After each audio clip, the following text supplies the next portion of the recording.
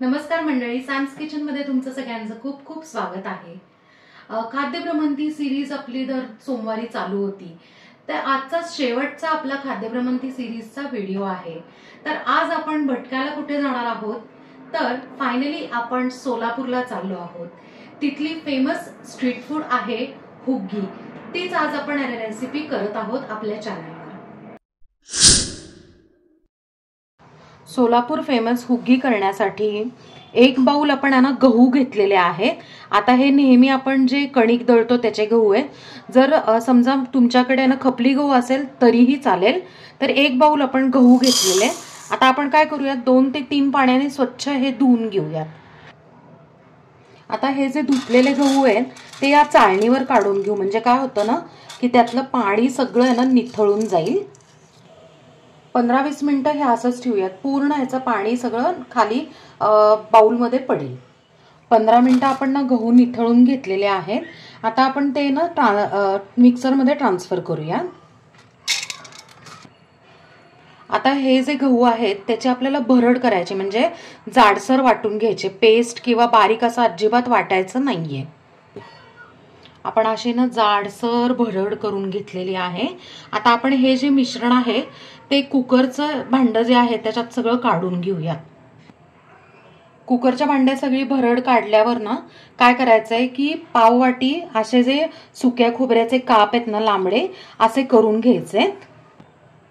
आता त्यात आपण ज्या बाउलनी गहू घेतले होते ते 3 बाउल पाणी टाकून घ्यायचंय। आता हे जे कुकरचं भांडं आहे ते कुकरमध्ये ठेवून जवळजवळ 5 ते 6 शिट्ट्या करून घ्यायचे।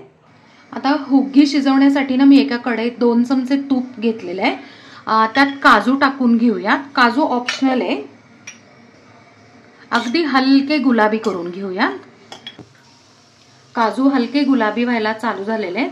आता आपण हे जे शिजवून घेतलेले गहू आहेत म्हणजे गव्हाची भरड, ती आपण टाकून घेऊया।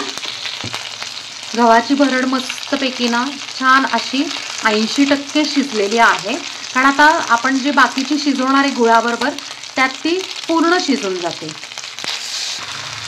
त्यात आता चिमूटभर मीठ। हुग्गी मधला जो महत्त्वाचा इन्ग्रेडियंट आहे, 1 चमचा आपण बडीशेप काय केली आहे की थोडीशी भरड आपण वाटून घेतलेली मिक्सरला, ती टाकून घेऊया। ह्यानी फ्लेवर इतका सुंदर येतो। आपण ज्या बाउलनी गहू घेतले होते त्याच बाउलनी 1 बाउल आपण बारीक चिरून घेतलेला गूळ टाकूया। आता आपण हे सगळं मिक्स करून घेऊया। आता आपण ही जी हुग्गी आहे ती 8 ते 10 मिनिटं शिजवून घ्यायची।